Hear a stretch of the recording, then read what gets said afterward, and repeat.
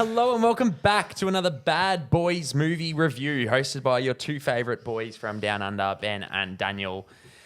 And we are reviewing none other than the latest installment in the Bad Boys franchise, the quadrilogy as we call it now, Bad Boys Ride or Die, directed by Adil Al-Erbi and Bilal Falal, and pretty much direct sequel to the third one, even with touchbacks to the original two. Basically, a certain someone is implicated within corruption, I guess, and they got to work to clear their name, similar to the corruption we just dealt with. If you don't know, we're footage was corrupted, so we're reviewing this again. It's second time. So this is a second review, but the first time you're seeing it, and that's what matters. So we'll make this a good one. Manny. But no, I don't care about him. No, no, I'm kidding. But I don't know how enjoyable you find the Bad Boys movies or the previous ones, but I do enjoy the first two. The third one I can't remember for the life of me, even though I thought it was probably fine. I mean, that is fair. This one though, I had a good time. I had a good time, and in saying that, just because I have a good time doesn't mean it's a good movie. I can confirm it is a fairly decent movie. It's not a bad movie, actually. I thought like it just did everything it needed to be. It didn't excel in any particular matter. It delivered on the laughs. It delivered on the story. I thought the story was probably one I was a lot more invested in. Yeah. Had the emotional ties Had a lot more in it. depth to it. Had a lot more depth, obviously, even bringing in the previous film into play. And not only that, I thought the cast across the board, obviously, we can expect this incredible charisma and chemistry that obviously, Marcus and Mike, or Will and Martin, as you'd call them in real life, have. And I thought the supporting cast in this film, Vanessa Hudgens, Alexander Ludwig, even Eric Dane as the banker, and Ian Grufford as Lockwood. Armando, who obviously was in the previous film as well, I thought was really good in this film. Yeah. But I just thought everyone really you can tell they had a great time with it. And it really shows too. I think you said it before that it's when they're so invested in it and they give such a great performance, you're really invested in it.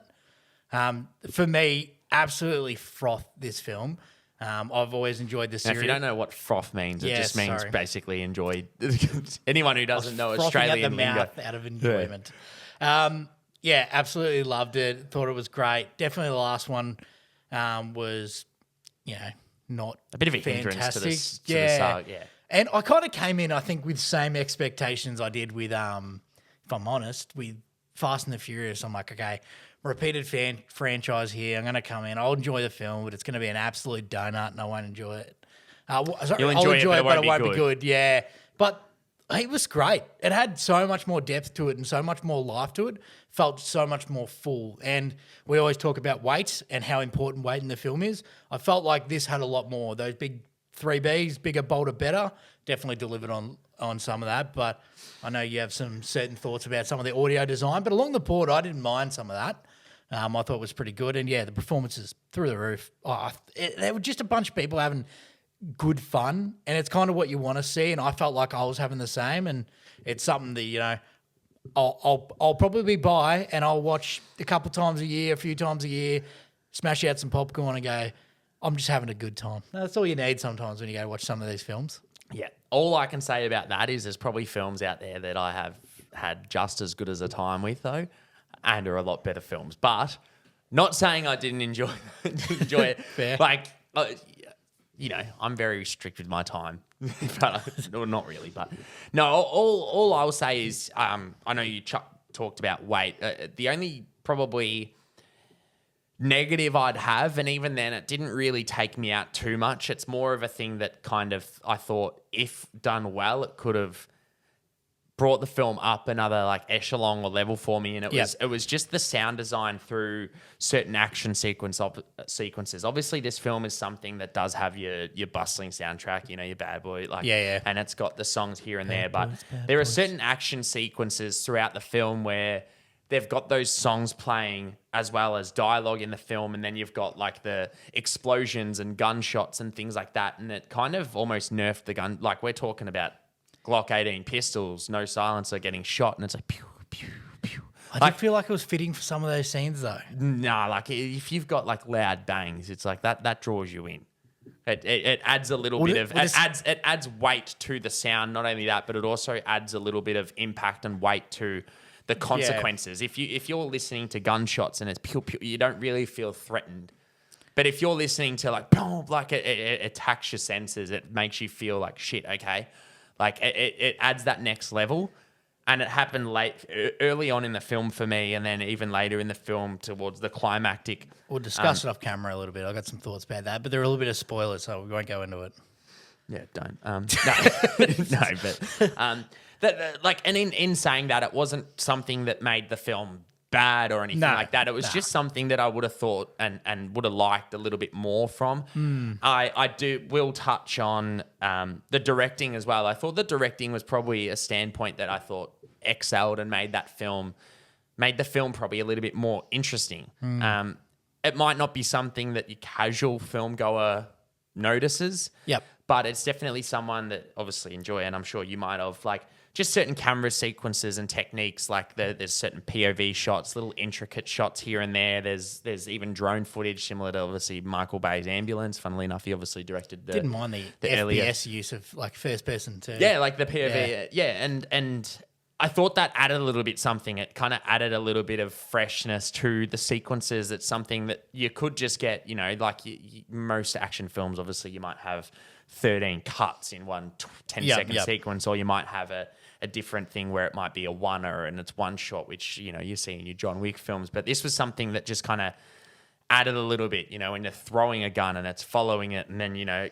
cuts to the character using it. It's just like little cool things here and there that I thought was really interesting to watch. And I can't remember if that was in the third one because I don't. It was obviously the same director, so it could have been. Was in the third one. I think this film is a lot more memorable and enjoyable than the third one. So definitely. That's all I'll say there. But it has made me interested to see if it will ever see the Batgirl film made by these two directors that was scrapped by DC for a tax write-off, because I'd be interested to see the action sequences in that. I think it was a $120 million movie that just got scrapped. Wouldn't that be nice? Give it to me. Yeah, you're spot on. And talking about that, obviously you mentioned it earlier, but the throwing of the Batarang and then having those kind of sequences would be unreal to look at.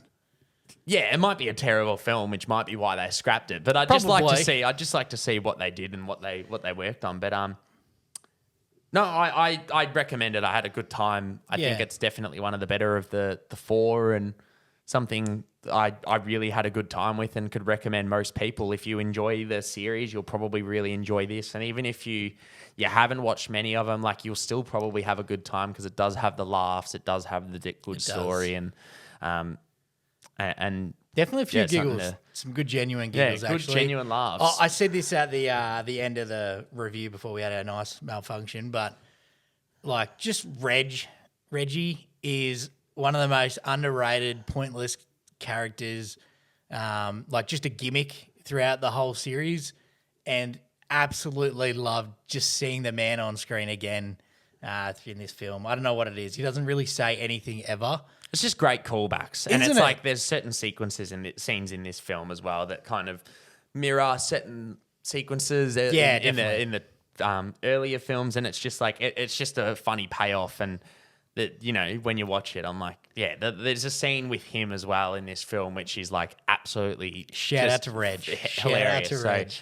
Shout out to him. But we obviously both recommend it and think it's a good time. So if you have seen it and enjoy it, comment below. Let us know what you think. Give the video a like if you like the review. It does mean a lot and does do a lot for us. And subscribe for next time. We'll catch you then. Thanks, guys.